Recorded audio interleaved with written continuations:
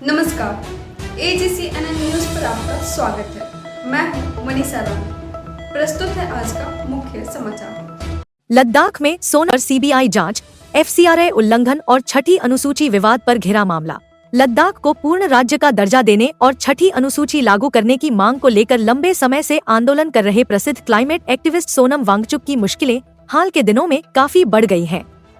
सूत्रों के अनुसार केंद्रीय जांच ब्यूरो CBI पिछले 2 महीनों से वांगचुक के संस्थान Himalayan institute of alternative learning (HIAL) की जांच कर रहा है।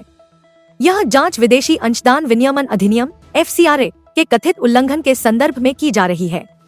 हालांकि अब तक CBI ने न तो कोई प्रारंभिक जांच (P) दर्ज की है और न ही नियमित मामला दर्ज हुआ है, लेकिन एजेंसी द्वारा दस्तावेजों और गतिविधियों की गहन समीक्षा जारी है। मामले में एक नया मोड़ उस समय आया जब यह खुलासा हुआ कि सोनम वांगचुक ने 6 फरवरी को पाकिस्तान की यात्रा की थी।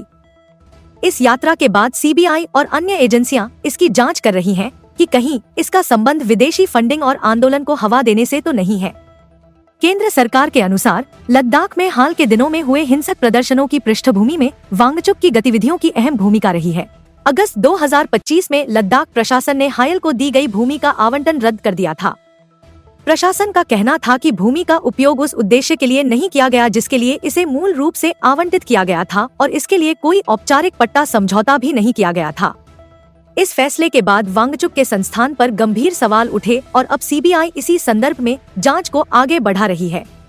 लेह और कारगिल में हाल ही में छठी अनुसूची को लागू करने और लद्दाख को पूर्ण राज्य का दर्जा देने की मांग को लेकर आंदोलन तेज हुआ।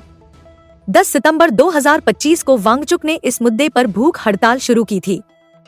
हालांकि केंद्र सरकार का कहना है कि इन्हीं मुद्दों पर पहले से ही लेह कारगिल डेमोक्रेटिक अलायंस के साथ बातचीत जारी है। गृह मंत्रालय के मुताबिक उच्चाधिकार प्राप्त समिति और उपसमिति के औपचारिक व अनौपचारिक माध्यमों से कई बैठकें की गयी और इसमें ठोस प्रगति भी हुई। सरकार का दावा है कि बातचीत के परिणामस्वरूप लद्दाख अनुसूचित जनजातियों के लिए आरक्षण 45% से बढ़ाकर 84% किया गया। परिषदों में 1/3 महिलाओं के लिए आरक्षण दिया गया। साथ ही भोटी और पुर्गी भाषाओं को आधिकारिक भाषा घोषित किया गया। इसके अलावा 1800 से अधिक पदों पर भर्ती प्रक्रिया शुरू की गई है। गृह मंत्रालय ने यह भी आरोप लगाया कि कुछ लोग राजनीतिक कारणों से इस प्रगति से असंतुष्ट थे और जानबूझकर आंदोलन को हिंसक रूप देने की कोशिश की गई। मंत्रालय का कहना है कि सोनम वांगचुक जैसे कार्यकर्ता इस असंतोष को बढ़ावा दे रहे हैं और इससे क्षेत्र में अशांति फैल रही है। लद्दाख में छठी अनुसूची और पूर्ण राज्य का दर्जा लंबे समय से लोगों की मांग रही है, लेकिन अब यह मुद्दा राजनीतिक और कानूनी विवादों में उलझता जा रहा है। CBI की जांच, विदेशी फंडिंग पर सवाल, पाकिस्तान यात्रा और भूमि विवाद ने सोनम वांगचुक की छवि को चुनौतीपूर्ण मोड़ पर खड़ा कर दिया है। आने वाले समय में CBI की रिपोर्ट और सरकार की नीतियां तय करेंगी कि यह आंदोलन किस दिशा में आगे बढ़ेगा।